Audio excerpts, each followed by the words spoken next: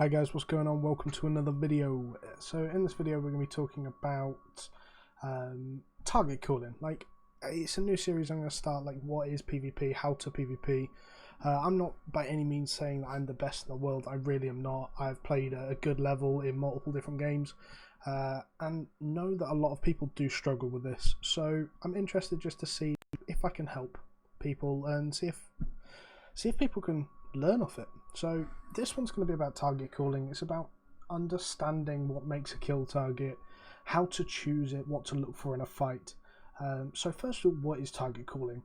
So target calling can lead to a couple of different things. Target calling isn't always calling out the kill target. It's a really common misconception that target calling is just focus this person or focus that person. It really isn't. So to line up a kill in Albion, you need to be putting a silence on a healer, a wind wall onto their melee. You need to be doing all of these things. It's not just about we're going to focus on this person, they will die, because 9 times out of 10 they don't. So basically target calling is making a decision to lead towards a kill. So that, what I'm saying by that is, if I put a silence on a healer while focusing their mage, their frost DPS, that's setting up a kill. But that's the calls I've made in that situation, is that I've made the call to silence the healer, I've made the call then to swap onto the frost. Or if someone's in an ice block, I've made the call to go, okay, so we're going to go onto the ice block until he ice blocks, and then we're going to swap off to the healer to put some pressure, and then as soon as he comes out of the ice block, we're going to swap back. And that's kind of what target calling is. You're making decisions. It's not just about kill targets. Ultimately it's to lead to a kill, but that's just what it is. So what makes kill targets? So the first thing we've got here is the number of defensives. So if you look on screen at the moment, this is my main setup. This is what I run with into GVGs and Hellgates. With this setup, at a quick inspect, I know that I have 2 defensives. So I know that I've got Clerical and I know that I have Giant. So I know that if I was to inspect someone with this exact gear setup, that the chances are he's running 2 defensives. That makes me, that's about 12 seconds worth of defense that people are really going to struggle to deal with.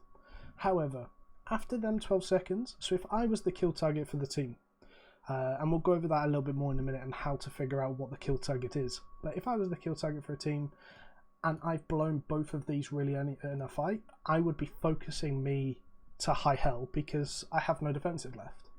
So if you dive into a group and someone immediately teleports away or pops their frost shield or does whatever, something that's going to make them easier to kill, you need to be tracking this if you're going to be target killing for your team. Because okay, I've run into a fight and I've ice blocked. I come out of ice block and I immediately giant. As soon as that giant goes down, I have no defensives then for another 25-30 seconds. I should be dead. I should be focus targeted at that point. So that's when you start lining CC up onto a healer and straight onto me, and I should die immediately in that time. And that's a very important thing to do. It's sort of cooldown tracking. Typically Clothies run with 2 or 3 defensives every time. A Clarent Blade will run with Night Boots, and Night Boots or Assassin Boots, which is a defensive in itself, as well as block. Tanks don't typically run a major defensive because they don't get focused, they're very tanky anyway. Healers typically run 3 defensives, but you need to be tracking all these if you're wanting to be target calling for a team, because you need to know what you're looking for and know when people have used it so you can capitalize. The second thing is positioning. So I haven't really got a good example of this at the moment, but positioning. If me as a Clothy, the tank's running with me, I run ahead, and I'm the front line in my cloth gear with 2 defensives, but I'm in full cloth.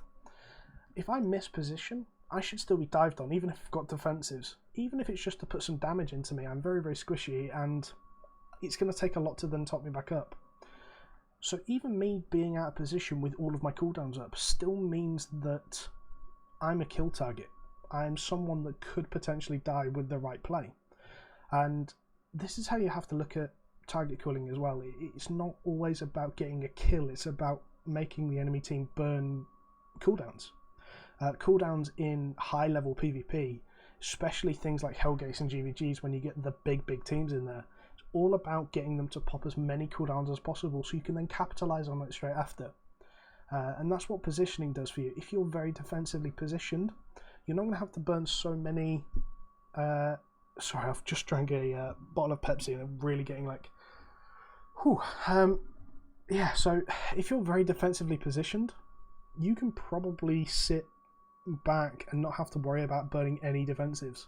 However, if you're very offensively positioned and you're on the aggression and all this, there's a good chance you're going to have to burn defensives as soon as they swap back onto you. And this is it. This is how you have to decide then as a target caller. Are you going to be that defensive guy? Are you going to be the attacking guy? Are you going to be the engage?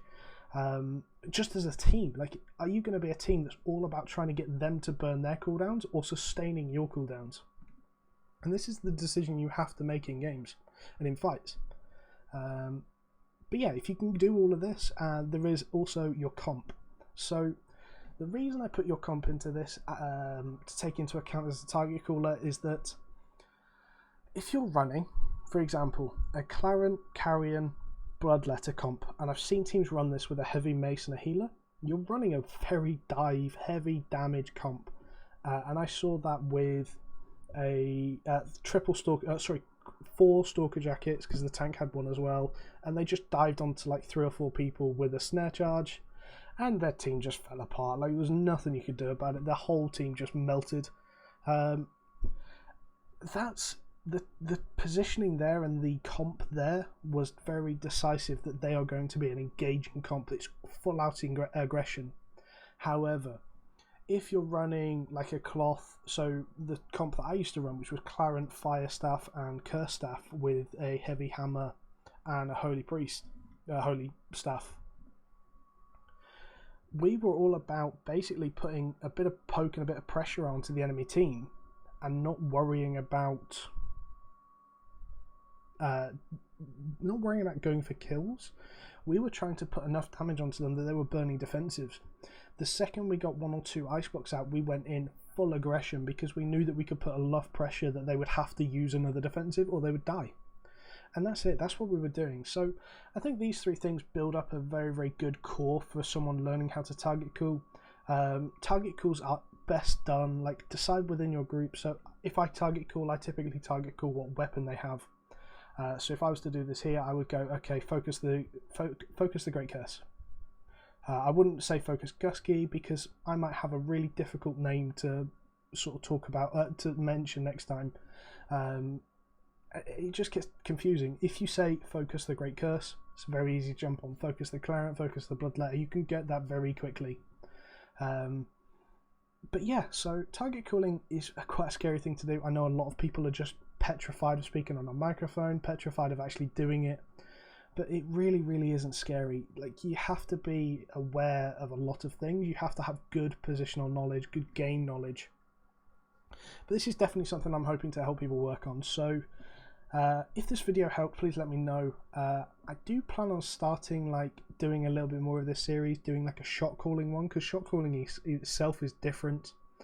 And doing a couple of different ones, how to manage your cooldowns as different classes, basically all of this. I'm going to do a massive PvP series. So yeah, let me know how you like this and see what happens. Catch you later, guys. Like, comment, subscribe down below. Bye bye.